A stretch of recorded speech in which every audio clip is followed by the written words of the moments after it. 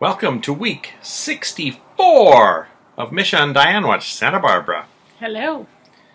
We have not watched a Monday episode because, once again, there was baseball. And this is actually an even shorter week than last week. There will not be a Wednesday episode either. So we have watched the Tuesday, October 15th, 1985 episode of Santa Barbara, episode 310. Amy, Jade, Brick, and Minx have thrown a welcome back party for Brick. Welcome back from the hospital. Brick tells Amy to go back to New Stateland. Brick receives an invitation in the mail to his own wedding. And Amy says, that should show you how much I really want you to stay in Santa Barbara. Minx visits and finally relents to all the questioning and reveals, after all this time, why she is so fond of Brick. She tells the tale of years ago visiting the circus in Pasadena when a fire broke out, and in the resulting pandemonium, Brick saved her life. And when she leaves, she says, I hope he bought it! We didn't buy it, and Brick is doing a lot of thinking back to the past about that time. She said, I tripped and you helped me up, but I think he's trying to remember exactly what happened on that day that he did help a bunch of people out of that blaze. But clearly something Augusta read in a newspaper, or Minx read in a newspaper, perhaps, I don't know. But she needs to put him off for a little while longer, I guess. Warren then confronts Brick with the withdrawal receipts for the $50,000. Brick says that he never used that account for withdrawals, and he questions a little bit after Warren leaves whether he did or, in his confusion or something like that, but later decides that he's being framed. Warren calls Lionel over in Europe and asks him to check up on the Swiss bank account as long as he's over there. So, yeah, clearly it will have to unravel at some point. I don't imagine it will be so soon, but in theory, Lionel could walk in to the bank and they'll say, oh, you mean that account Mrs. Lockridge opened for Brick? So, just depends who he talks to at the bank, I guess. Well, I imagine one of the things about Swiss bank accounts is they don't just give that kind of information out. So, it could be very shrouded in secrecy. I'm expecting life to be a bit uncomfortable for Brick for a while. I don't necessarily foresee this resolving in the near future. I think it'll put Minx in a tough spot as well, and maybe put her in a position where she has to do a lot more explaining about her real relationship with Brick. But I do believe that eventually, one way or the other, it will boomerang back onto Augusta. And I think if the bonds between Brick and Minx are as strong as we suspect they are, even though we don't quite know what they are, it could have very dire consequences for Augusta and her role in the family, I would think. Yep. I assume that Louis Sorel and Nicholas Coster are on vacation, so I don't know if that's normally 2 weeks in soap opera time, but that's probably at least how long they'll be gone, although it's probably been about a week already. So. It's possible they're even off doing a play or something like that. Yeah, be interesting to see how long they're gone, and if I guess the conversations about what happens in Europe will all be one-sided with Warren on one end of the telephone. And the pressure mounting. Yeah, it actually will be easier for Augusta not to be there when this all goes down, because they won't suspect her, whereas if she's smirking in the corner, it might actually look more suspicious if they were actually all home. Someone might twig to Augusta's glee or something. So. Yeah, Augusta doesn't really do a good poker face in these situations. Nick goes to Bakersfield to compare Brick's blood work to Glenn's. Luckily, he the hospital in Bakersfield, I guess, is a lot like the one on Days of Our Lives in Salem, where they'll just give anyone who asks all the paperwork they want. So Yeah. he doesn't even visit Glenn or ask his permission. He just goes to the hospital and gets a copy of Glenn's recent blood work and returns to the Perkins house, which saw a lot of action today, and tells Brick that there's no way Glenn Wallace could be his father. Which we kind of figured, actually. So Yeah. we'll see how that fits into things. Mm-hmm. And will Brick really assume that Minx knew that, or that's just a, unrelated piece of information? We'll see how We'll see. strongly it ties into Minx. Mason sees Nick and Kelly kissing in the atrium. He tells Kelly that Eden should be replaced. Kelly says a few stock trades are not going to ruin the company. Then Mason asks Nick if he's worried that Eden is frittering away all of Kelly's money. Of course, Mason likes Nick almost as much as Cece did, I guess, which is not at all. So Nick, of course, says that he has no interest whatsoever in Kelly's money. Yeah. And then Nick asks Kelly if he can use Sally's apartment to hide Dylan. So I guess Mason and Ted are both living back at home now. So, yeah, Sally's apartment, I guess, has been probably empty since the trial, since Ted came home from his trial, I guess. Apparently the Capwells have not relinquished it, certainly haven't given it back to Sally. I'm almost wondering if maybe they bought it from her, like maybe that's why they're holding on to it Yeah, instead I of don't renting it know. month to month. Yeah. I don't know. I think Mason and Ted had some conversations about rent at some point when Mason was totally broke. So Janice sneaks Dylan into the Luckridge mansion, and she hides him in the closet from Warren. Now the closet is in what I call the dining room, so the door at the back left of the stage that we've seen goes into the dining room for that time Jack Lee came over to eat with Augusta. Now I don't remember this closet door being right perpendicular to that door at the time, but there's now a closet. As soon as you get into the dining room on your right, there's a closet. So she had to hide Dylan in there because Warren came in. And Warren, of course, is trying to do all this investigating, and he was a little annoyed. Janice had forgotten to mail a letter from him to, I think, the Swiss bank. So, and he's actually wanting Janice to drive him to the bank now. So I don't know if there's he's going to get his full statements from his current bank. Then, just as soon as Janice has gotten rid of Warren, Minx arrives. And she really needs a hat from that closet. And she manages to tease Janet for a while before letting on that she saw her hide Dylan in there in the first place. And she does, as you'd expect, she seems to be fine with the fact that she's hidden a handsome young man in the closet. Well, I think we strongly suspect that Minx has perhaps done a certain amount of hiding in closets and underground tunnels and that in her youth. So. At the State Street Bistro, Dylan buys Janice all the flowers that a flower girl is selling. Now, our old bartender is back, and it's Frank, not Jake. Yeah, so, Frank is back, no lines, and I don't think he's actually credited. I don't think that guy has had any credits on IMDb as bartender since months and months ago. So I guess these non-speaking days, he's just not credited. So I have to make our own notes as to which episode he actually appears in. Kelly arrives looking for Nick, and Dylan starts drooling over Kelly, who he spots at the bar.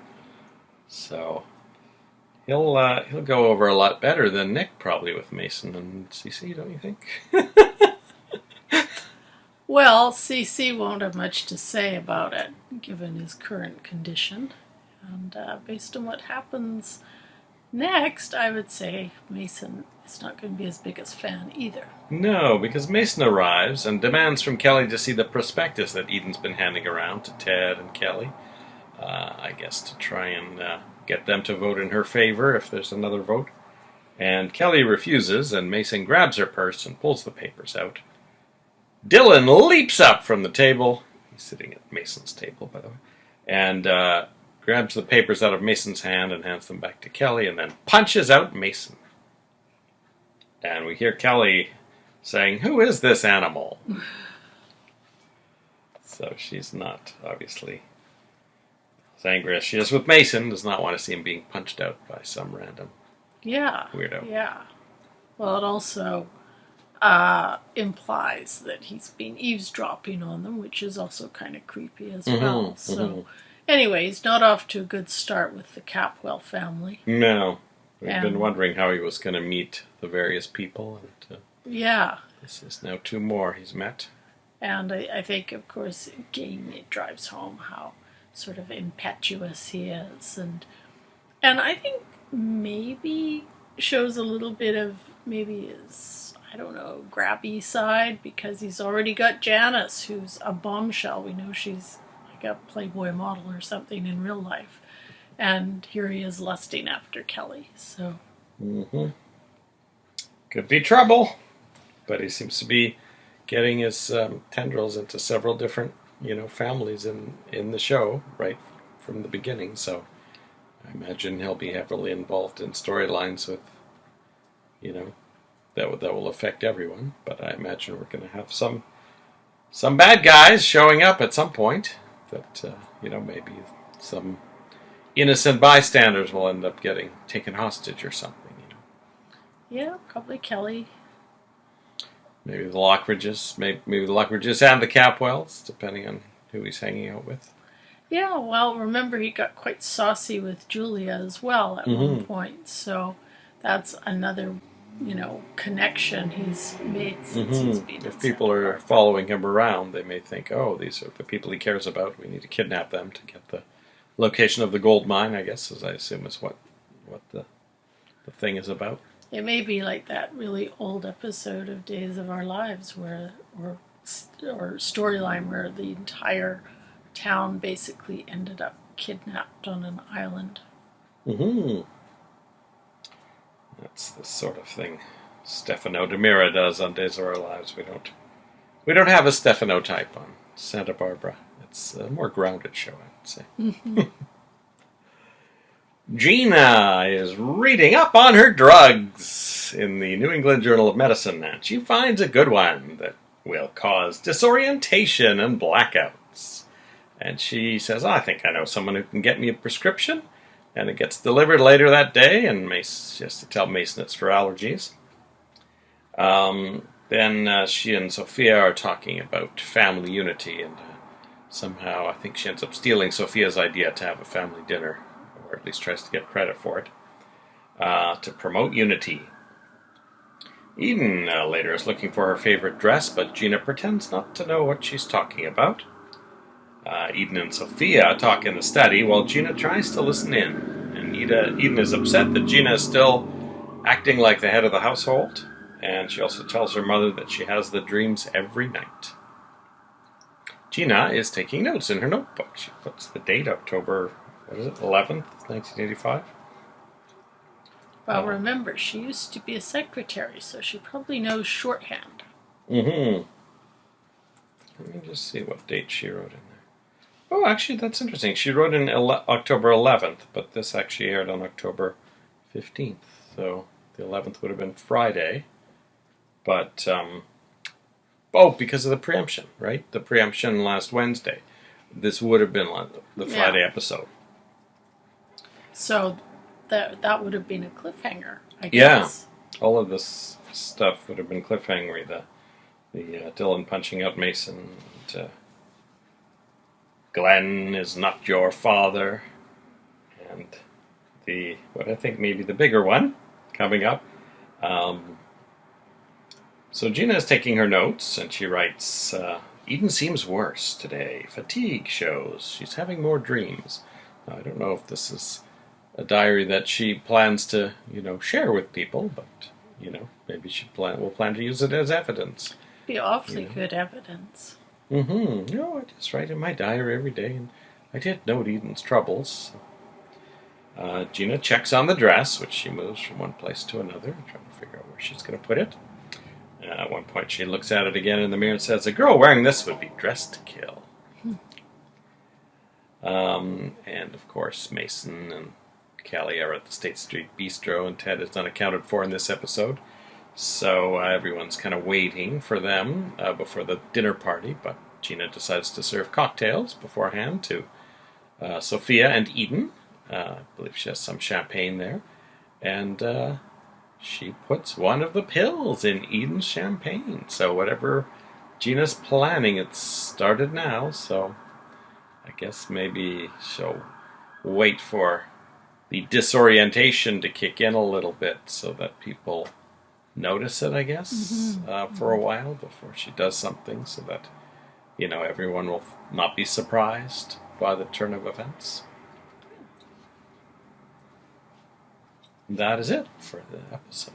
So I think we can look forward to Eden being drugged for the next few weeks. And I don't know how this will affect her storylines with Kirk, or if Kirk will just go with it and try to get some of its own agenda passed while Eden's more and more out of it. Yeah, it'll be interesting to see how this affects her relationships, both with Kirk and Cruz, actually. And who kind of maybe picks up on it, who gets alienated, who, as you say, maybe just goes with it. We'll see.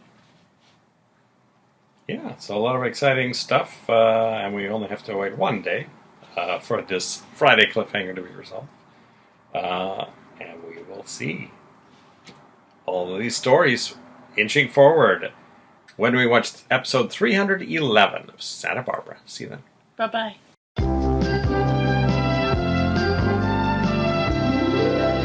Welcome back. Hello.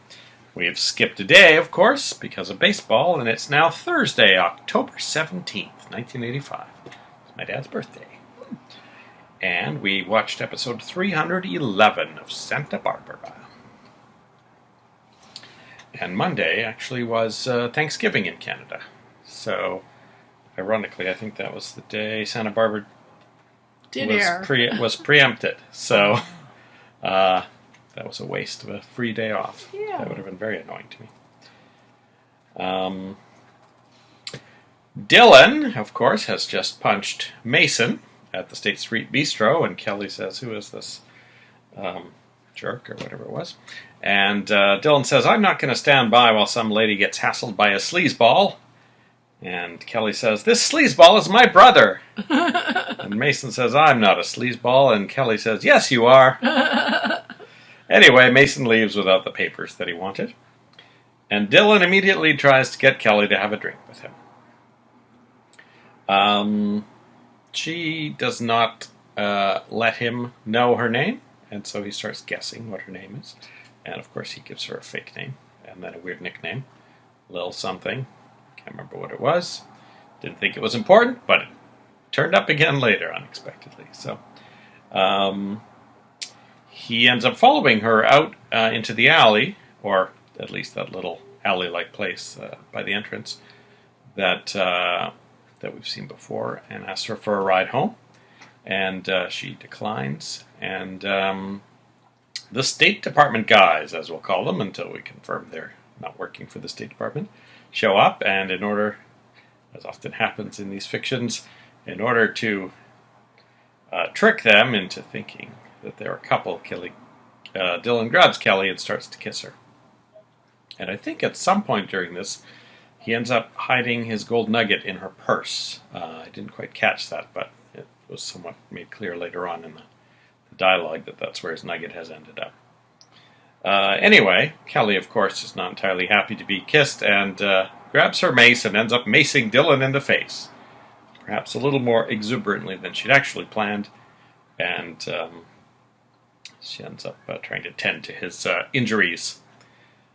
Frank, the bartender, has some lines today. Tells the guys from the State Department when they show him the Polaroid that Dylan was just there, but he left a few minutes ago.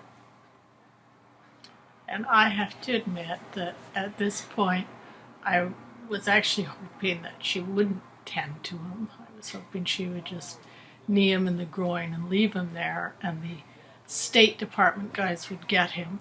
And then you would be saying, and IMDb says this is the last episode Dylan ever appears. Uh-oh, I think you might be in for some disappointment. Mason goes to the clinic, where Mary is tending to a gentleman who is a little annoyed when Mary's attentions get diverted away from rubbing a liniment into his muscles and tending to Mason's black eye, which he tells her he got by fending off two weightlifters who were harassing Kelly. Unfortunately, Dylan and Kelly end up showing up to treat the mace in Dylan's eyes. So, although Mason does end up getting a kiss from Mary while she's putting ice on his eyes. So, Dylan then goes back to the State Street Bistro and runs into Nick, who has been waiting there for Kelly. And he ends up giving Nick the keys and the address to Sally's apartment. And Frank sees Dylan and calls the State Department guys and says, "Oh, that guy was just here." And they ask if he was with anyone else. And he says, no, he was alone. So he's covering for Nick. The State Department guys show up and question Nick about where his brother is. He says, "I'm just sitting here waiting for my girlfriend." And then Frank gives him a note from Kelly, saying that she gave up waiting, or whatever it was that she wrote. And so that's that convoluted thing. This was actually a convoluted episode, people going back and forth between the clinic and the bistro and various places. So we have Frank the bartender. I guess he doesn't know or care who Dylan is. So. And he thinks those guys are really from the State Department. Nick's got a lot to do in this episode, too. He has to tell Brick his theory that Glenn Wallace is not his father. Brick does not believe that his mother was ever with anyone before or after his father. So Brick ends up talking Nick into breaking into Minx's room, because he says she keeps a lot of papers in there. So Janice somehow gets involved into letting them in to that room. And then once they're in, Nick leaves and leaves Brick on his own to search through some papers for a while. Mm-hmm. But they do find letters from Howard Hughes and FDR, as well as Glenn Wallace's phone number. And then they start chatting about exactly the relationship is between Brick and Minx. And Nick says that Minx treats Brick like one of her own children. And I think they had... Nick says, I'll say what both of us have been thinking. So, which is interesting, because, that's one theory we had. And then another one of our theories is discussed, because they see a picture of Minx with T. MacDonald Lockridge. The T stood for Tiger. Mm-hmm. And they talk about how popular he was with the ladies.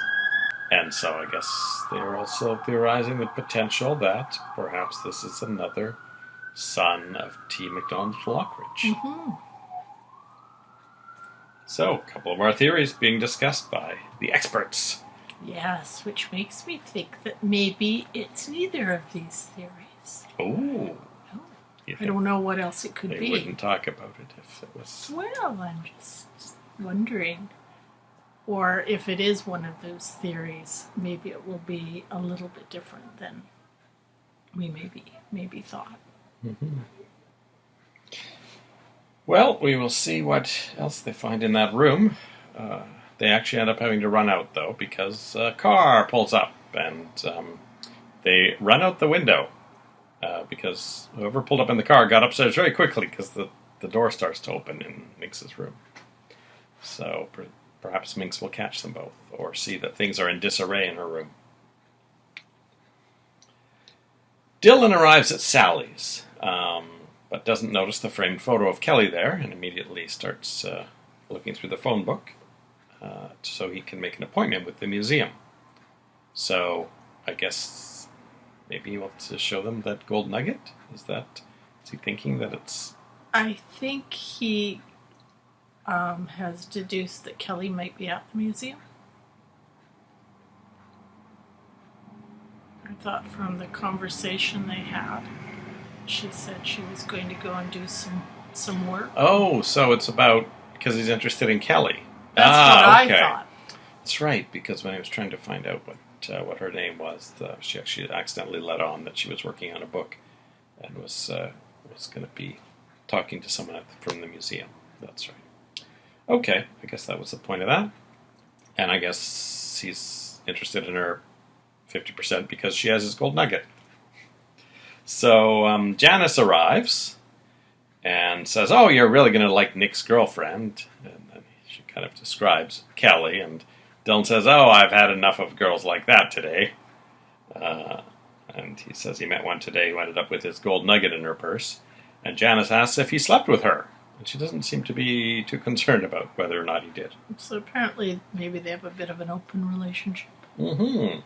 And then we find out that the man after Nick is named Carlos.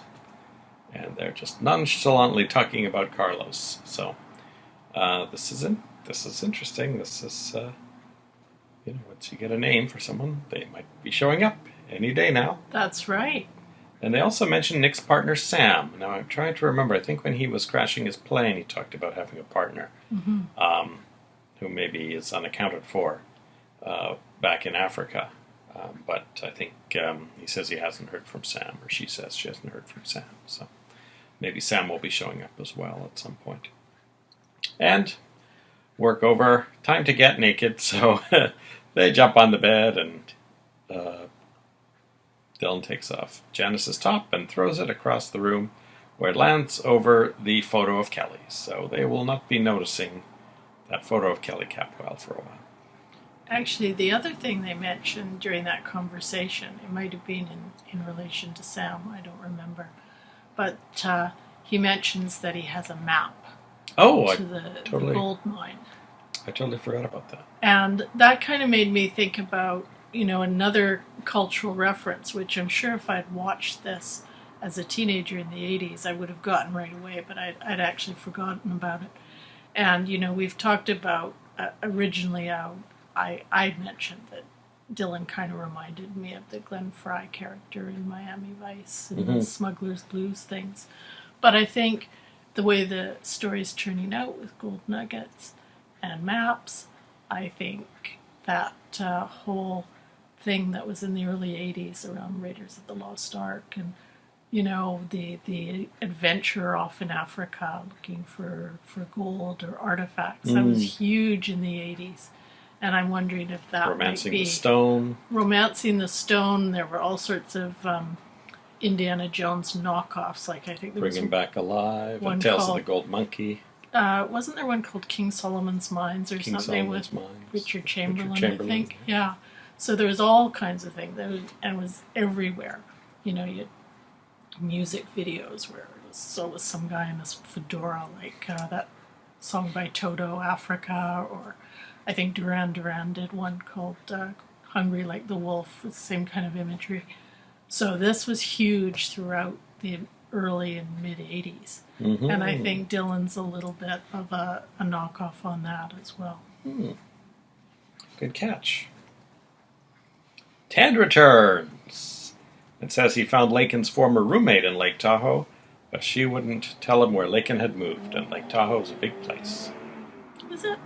Well, I was going to research that because I didn't think it was, but he didn't find her, and he gave up, and either had to go back to school or come back for some board meetings. I think he even mentioned university starting soon or something like that, and I remember thinking it was a bit late. We know from Gina's diary it's October 11th, so... Gina spikes Eden's drink, of course, but Ted ends up picking up that glass, and Gina has to knock it out of his hands. But there's enough going on that people are not too focused on that. Sophia tries to get into the spirit of the evening, which is, of course, reconciliation of the family. And, of course, Gina makes as if that's her main goal for the evening, too. And Sophia compliments Gina a couple times, actually. But Eden is not into it at all.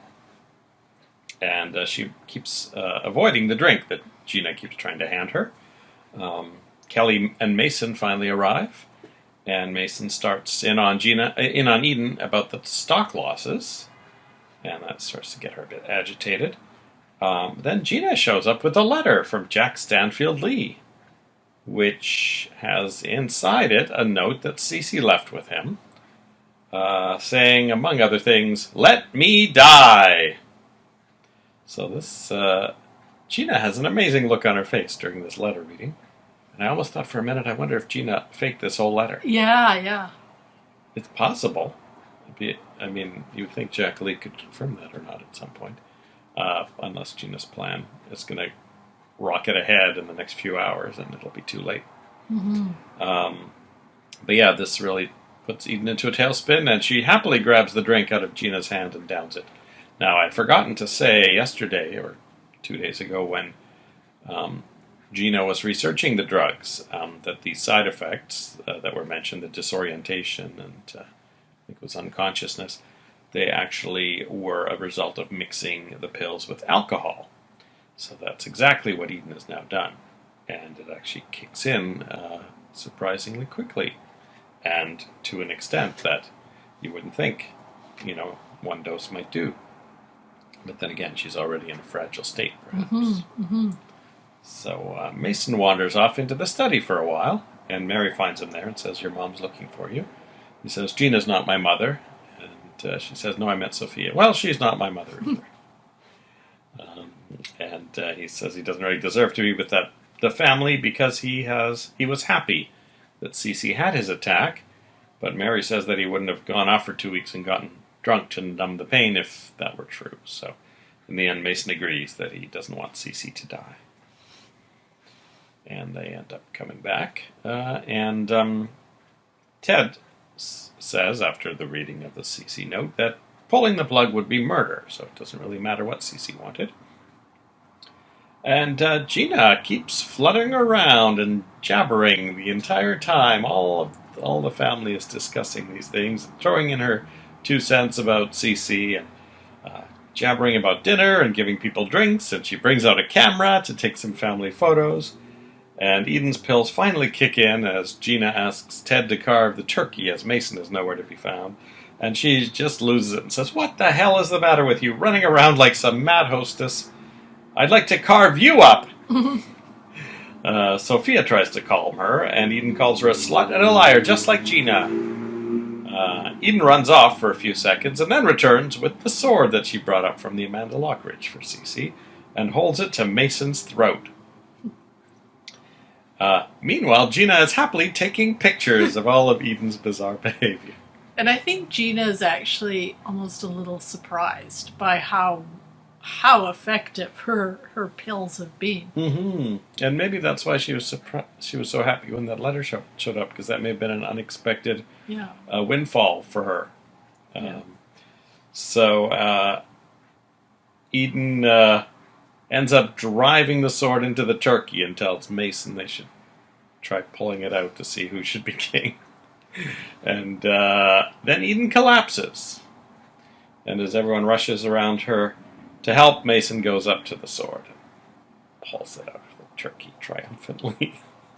I think Marcy Walker must have had an awful lot of fun doing this scene. Well, she finally did something interesting, in my opinion. Yeah. So this was actually a great scene for her, and I loved Gina in this scene too. And it's one that I hadn't remembered until Mason pulled the sword out of the turkey, and I thought, I have seen this. But it's a really great scene and a memorable one. Put that in our... We don't really have a best of top 10 scenes of the year. No, but that I think definitely would go in. And that is it for the Thursday episode, and we definitely will have a Friday episode, so a short 3-day week.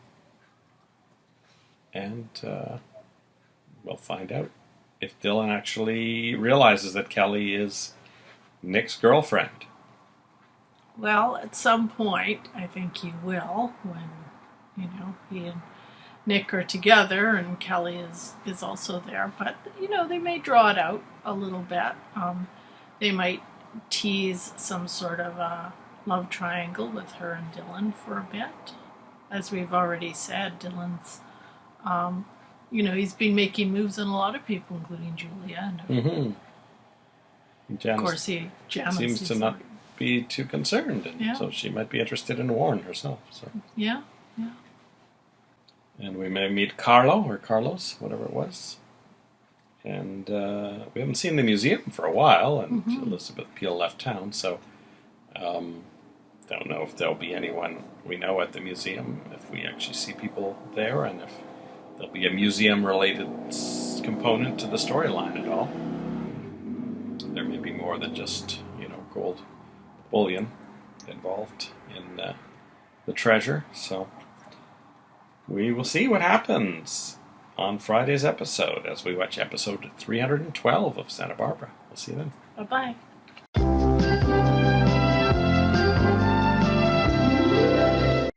Welcome back. Hello. We've finished episode 312 of Santa Barbara, which originally aired Friday, October 18th, 1985. And before we start, we had our anniversary yesterday, and I got a Doctor Who DVD, and Diane got Nicholas Coster's autobiography, which we will be commenting on as we read it. It's called Another Whole Afternoon. I like the fact that the Another Whole part almost looks like Another World when you first see it. And we actually do have two other books that are somewhat Santa Barbara related that we might bring in as well to our discussions. We'll see. Yeah. One of them is by Diana Eden, who was a costume designer in the later years of Santa Barbara. And the other one, which I suppose you will actually be the one commenting on because it's all in German. It's one of the German translations of the first French Santa Barbara book that came out. So at some point I'll be reading that. And we also saw the movie Rebecca, which I did not realize until it starred Judith Anderson. And she had quite a large role in it. So that was good. And it's probably actually one of her most famous roles. It's actually when she got nominated, I believe, for Academy Award for. Well, there was an interview with her as well as one of the extras, a phone interview with her from 1986, so during her time on Santa Barbara. So that, if you get I don't know what version it was, probably Criterion version, two-disc DVD is the one we got from the library. It was on disc 2, but I imagine other releases have those same extras. So, back to the show. Eden dreams of reaching for the plug, and she awakens and tells Cruz that she was wearing that dress in her dream, and then reveals that she doesn't remember what happened at the party or even Cruz bringing her home. So, and she also points out that she had only 2 drinks, which is something that Mason mentions himself when wondering about Eden's actions of the night before. Mason reads in the newspaper that gang warfare increases. So I think this is coming to a head, probably for the November sweeps. We're going to have a big gang war, perhaps, on a small budget. As long as the leather jacket budget holds out. Yeah. Mason asks Gina to see the photos she took of Eden last night. And Gina tells him that she has something more inventive than blackmail planned for them. It's something for Brandon. So Eden arrives, and Mason tells her all the things that she did that she still can't remember. She finds out about the photos and searches the guest room for them, and almost opens the box where Gina is hiding her dress. But Gina comes in and stops her, and then tells her she might sell those photos to the same magazine that had Eden on the cover the other day. Kirk starts to eavesdrop on this conversation, and Gina suggests that maybe she'll just sell the photos to a tabloid. Eden gets quite angry with this and threatens to break every bone in Gina's body. Gina suggests that perhaps whatever Cece has is hereditary, and that if she continues to be angry, she too will suffer the same consequences as Cece. She says, maybe we can put your bed right next to his. Cruz wants to take Eden to the hospital, but Kirk seems to think Eden should be just fine. And so Kirk and Cruz are once again at odds, And then Kirk apologizes to Eden for overreacting with Cruz, but he just thought Cruz was undercutting her.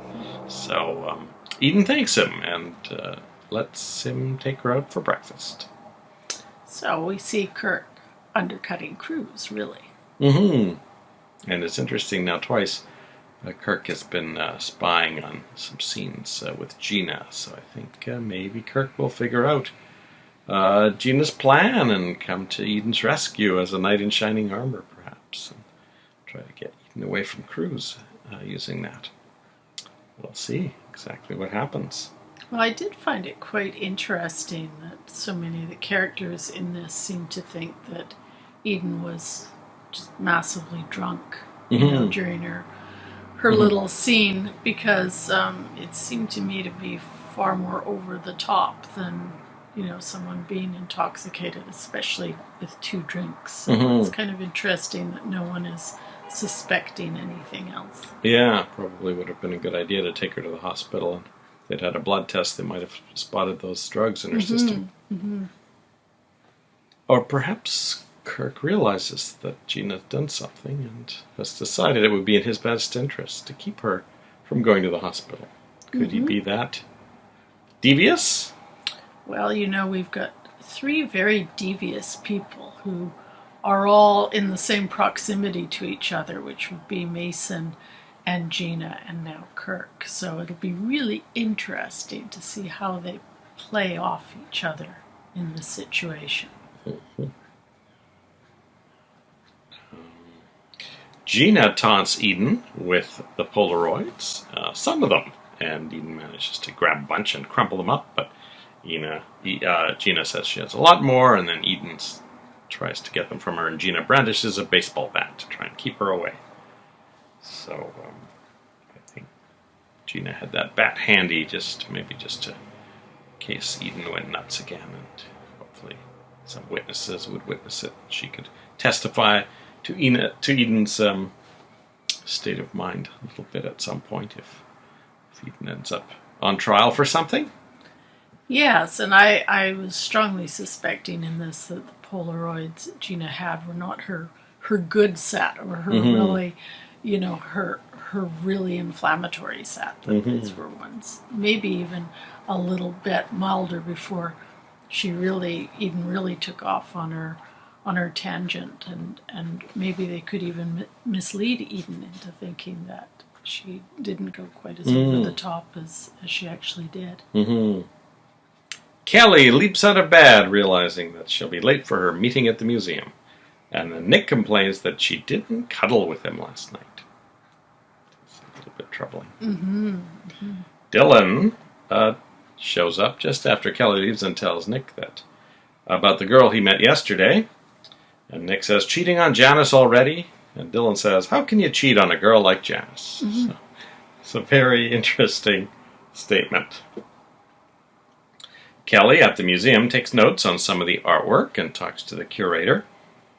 Dylan arrives and sees her and takes a look at some of the sculptures, which he doesn't seem to think are all that great. And then he finds a pedestal that's been vacated due to some maintenance on a statue. So he makes his own sculpture out of some old cans of whatever it was that he lugged in there and an upside-down styrofoam cup. And then he is spotted by Kelly, and he tells her that all this stuff is junk, and she really defends the artwork, and he says, well, what about this sculpture here? It shows her the pile of garbage that he's put on the pedestal, and she says, oh, that's got to be worth at least $10,000. And she tries to defend it as a work of art, and he wants to bet her a dinner against him never seeing her again.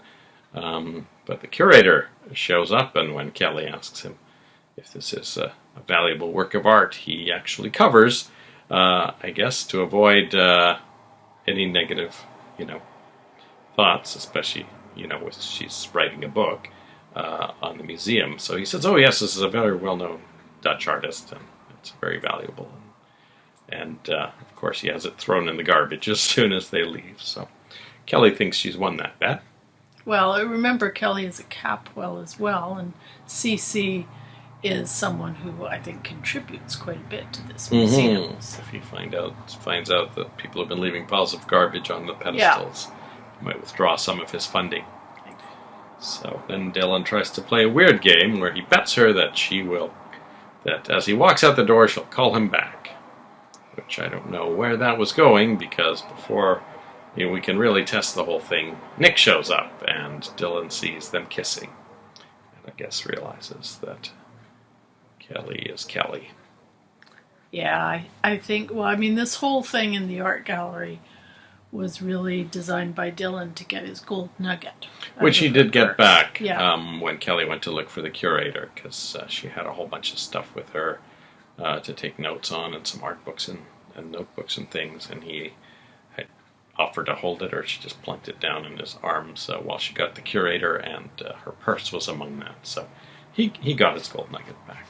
Yeah, but, you can tell he's kind of got this little patter that he has with women, and it kind of occurred to me as we were watching this that in some ways what worked with Janice, I could see where he might expect it to work a bit with Kelly, because they're kind of similar looking women. They maybe are both people who try to get along with other people and that sort of thing. So he seems to have this little patter. And he looks quite upset when he realizes that Nick is actually Kelly's boyfriend. Yes, because I think they made some reference earlier to the type of women that Nick used to date. And they generally didn't look like Kelly Capwell. No. But I think we're seeing a little bit of trouble there for Nick and Kelly, because, as you said, Kelly had not been, sleeping, cuddling with Nick. I wonder if she was dreaming about Dylan. And, she's kind of intrigued by this whole game she and Dylan are playing. And you can see while she's hugging Nick at the end, she's kind of looking over with a little smile on her face towards the door where Dylan is. Perhaps tellingly, Nick at one point went back to the mansion to get some film he'd forgotten, and Rosa tells him that Kelly's old rebellious spirit is coming back, which Nick takes as a positive, but I'm wondering if perhaps it might be too much for Nick Hartley. Yeah, and I thought about that too, and I was feeling like they were maybe retconning that on the Kelly character a little bit to make this triangle a little more believable.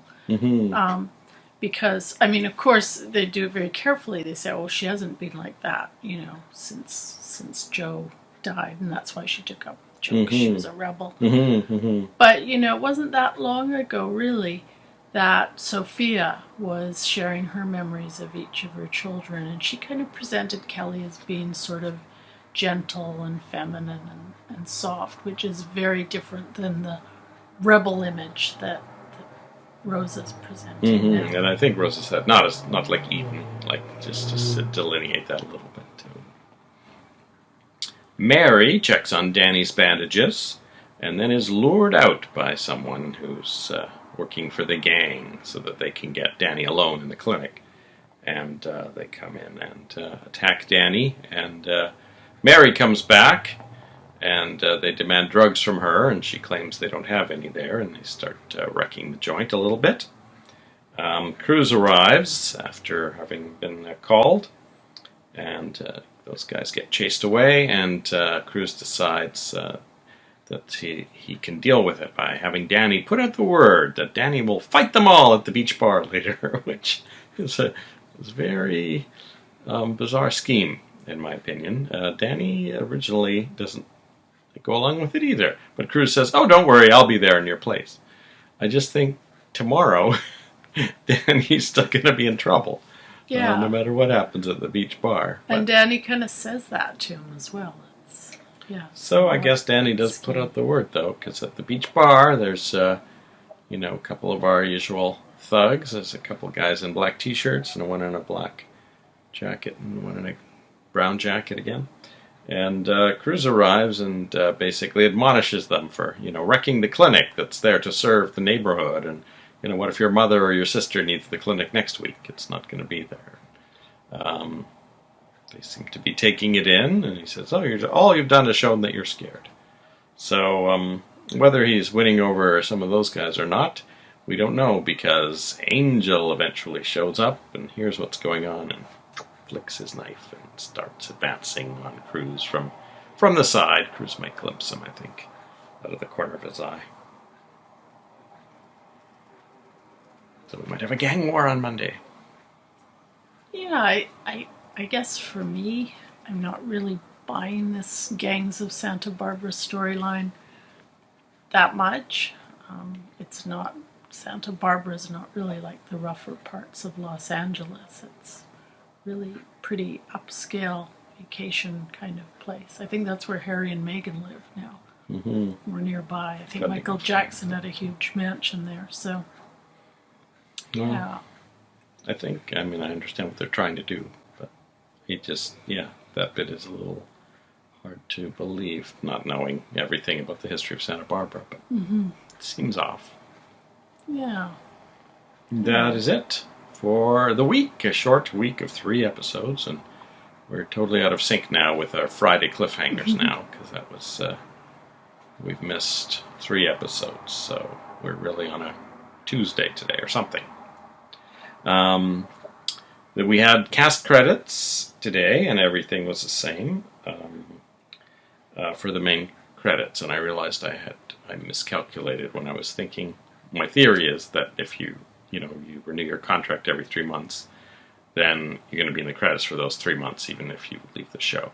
And I had miscalculated. I started counting from June 30th, but of course the show premiered July 30th, so it would be August, September, end of October, that we might see some names dropping off the credits of people who've actually left the show. So, a couple more weeks when we'll be doing our Halloween special in mid-August. So hopefully I'll have a nice, cool, breezy costume picked out for that week. In the additional credits were Danny, Angel, Curator, but no Janice Harrison. So I thought we'd seen Janice since the last time we saw some credits, but maybe we hadn't. Maybe they only would show those people in the second section if they appeared since the last credits, or even maybe there are even some more strict rules on when to credit them. Yeah, but Janice Harrison was not in the credits. So. And then, of course, Patty, who we saw only once, was in the last credits, but not in this week's. So. I assume we'll be seeing Danny and Angel a little more, but I guess they haven't bumped them up to regulars, so they may just be this weird second tier of characters. And that's it for week 64. We will be back Monday with episode 313 as we start week 65 of Santa Barbara. See you then. Bye-bye.